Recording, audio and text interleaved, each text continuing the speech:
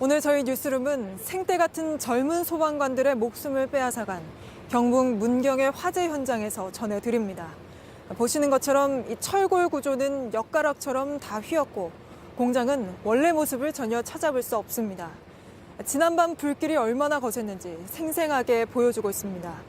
그런데 그 잔인한 불길 속으로 가장 먼저 뛰어들어가 가장 늦게까지 구조 수색 작업을 펼치다 끝내 빠져나오지 못한 2명의 소방관이 있습니다. 27 김수광, 35 박수훈 소방관입니다. 오늘 저희 뉴스룸이 이곳 현장을 찾은 건 두 소방관의 죽음을 단순히 그저 안타까운 사고로만 볼 수 없기 때문입니다. 왜 그런지 지금부터 조목조목 짚어드리겠습니다. 먼저 강버들 기자가 이번 화재를 시간대별로 정리해드립니다. 어제 오후 7시 45분 공장 3층 창문 너머 빨간 불꽃이 일렁이기 시작합니다. 경향이 없어가지고 소리 질러가지고 빨리 신고하라고. 오후 7시 47분 첫 신고가 접수됐습니다. 불이 번지고 옆 공장 직원들은 급한 대로 호스를 끌어다 물을 뿌립니다. 이 시점에 신고가 쏟아집니다. 오후 7시 56분 소방대가 도착합니다. 최초 신고 9분 만입니다. 사람이 있다는 말을 듣고 구조대원들은 공장으로 들어갑니다. 연소가 급격히 확산이 되고 대원들이 위험한 상황을 피하기 위한 대피를 하는 중 3층 발화 지점을 수색하는데 상황은 급격히 나빠졌습니다. 오후 8시 24분 구조대원 2명의 내부 고립이 확인됐습니다. 불 자꾸 넘어오잖아. 불 넘어오면 안 돼. 연기가 지금 벌써 여기까지 왔는데. 오후 8시 33분 이제 공장 외벽 자재가 녹아떨어지고 불꽃이 밖으로 쏟아집니다. 거센 불을 잡는 동시에 고립된 동료들을 찾아야 합니다. 이런 사이에도 건물은 점점 내려앉고 있습니다. 1차례 붕괴가 있었기 때문에 대원들이 긴급 탈출을 하고 안전점검을 한 후에 재진입을. 오늘 오전 0시 20분 거센 불길이 잡히기 시작했고 1분 뒤 김수광 소방장을 찾았습니다. 심정지 상태였습니다. 3층입니다. 바닥이 내려앉은 그 바닥 위에서 발견했습니다. 오전 3시 54분 거기서 불과 7m 남짓 떨어진 지점에서 두 번째 박수훈 소방교가 발견됐습니다. 역시 심정지 상태였습니다. 분명 그 최선을 다해서 인명 검색과 화재 진압을 했었고 너무나 안타까운 일이 발생을 해서 좀 안타깝습니다. 오전 9시 구조대원 2명과 4층 건물을 삼킨 불은 13시간 만에 꺼졌습니다. JTBC 강버들입니다. 이렇게 소방관 2명이 생명을 구하기 위해 불길 속으로 뛰어들어갔다 목숨을 잃었지만 당시 이 공장 안에 이들이 구해야 할 생명은 없었던 걸로 드러났습니다. 그래서 더욱더 안타까운데 이런 상황을 만든 이유가 있었습니다. 화재 경보기조차 울리지 않은 겁니다. 이어서 윤정주 기자가 보도합니다. 불이 난 뒤 17분이 지난 시점 식사하던 직원 하나가 나와서 위를 봅니다. 밑에 식당에 식사를 하고 있었던 모양이래요. 그분들 막 나오시라 해놓고 앞에서 불 끄는데 그제서야 화재를 인지한 겁니다.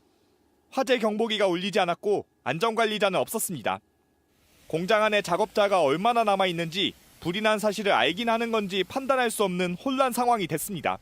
최초 도착 시에 건물 내부에서 인원이 있다 없다 부분이 계속 번복이 있었습니다. 다 나갔다고 했는데 한 명이 또 나왔고 직원들 설명은 엇갈렸고 결국 소방대원들은 수색을 선택하는 수밖에 없었습니다. 결과적으로 건물 안엔 사람이 없었습니다. 저쪽 편에 있는 사람하고 이쪽 편에 있는 사람하고 전혀 상황을 모르는 경우도 많고 확인을 하려면 들어가는 수밖에 없습니다. 구조대원들이 진입한 뒤 내부 상황은 나빠졌고 샌드위치 패널 건물은 내려앉았습니다. 3층 계단으로 탈출을 시도했지만 고립됐습니다. 2명의 대원이 계단실 입구까지 온 상태까지만 확인하였지만 결국 따라오지 못하고 화재 경보기만 울렸다면 제대로 된 내부 정보만 전달됐다면 결국 작은 부실 때문에 귀한 생명을 잃었습니다. JTBC 윤정주입니다. 이곳 현장에는 동료를 잃은 소방관들이 오늘도 어김없이 가슴에 근조 리본을 달고 나왔습니다. 이들이 잃은 2명의 동료 청년 소방관들은 사람 구하는 게 좋아 소방관이 됐고 소방과 결혼했다.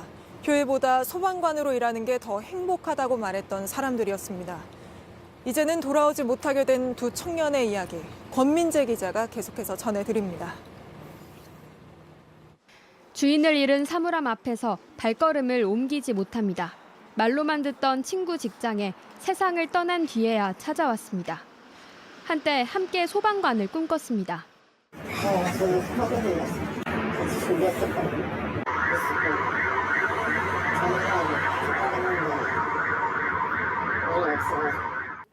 다가오는 설 명절 얼굴 한번 보자던 고향 친구는 이제 만날 수 없습니다. 마지막 순간 얼마나 뜨거웠을지 생각하면 아프고 또 아픕니다. 인간으로서의 소강이는 거기서 얼마나 살고 싶어 했을까.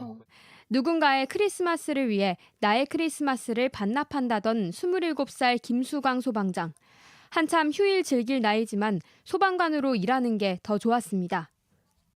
사람 구하는 일 하고 싶어 소방관이 된 35살 박수훈 소방교. 나는 소방과 결혼했다고 말하던 청년이었습니다.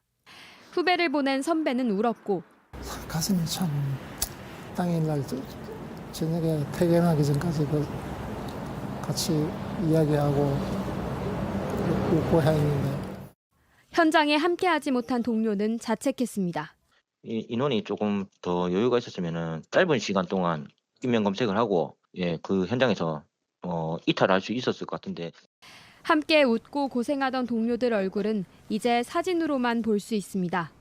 그곳에서는 그냥 뜨겁지 않은 환경에서 그냥 행복했으면 좋겠습니다. 남은 소방관들은 내일도 또 다른 현장으로 나가야 합니다. JTBC 권민재입니다. 어제 밤부터 현장을 지킨 취재 기자와 이어서 이야기 나눠보겠습니다. 제 옆에 윤도열 기자가 나와 있습니다. 자, 윤 기자가 어제 화재 소식을 듣자마자 이곳으로 왔잖아요. 당시에는 상황이 좀 어땠습니까? 네, 화재 소식이 알려지고 대구에서 출발을 했고 이곳에 11시쯤에 도착을 했습니다. 화재가 나고 3시간쯤 지난 시점이었는데요. 당시에도 지금 보시는 것처럼 건물이 3층부터 아래로 내려앉아 있었습니다. 안에선 연기가 계속 뿜어져 나오고 있었고 진화 작업은 계속되고 있었습니다. 이런 상황에서 소방대원들은 고립된 동료를 구하기 위해 사투를 이어가고 있었습니다. 골든타임이 지나고도 포기하지 않던 대원들은 동료 둘이 발견된 뒤에야 고개를 숙였습니다. 네, 고립된 동료들을 구하기 위해 화냈던 것들이 이렇게 뒤로 보이고 있는데요. 굉장히 안타깝습니다. 이런 희생을 막을 수 있는 방법은 없던 건가요?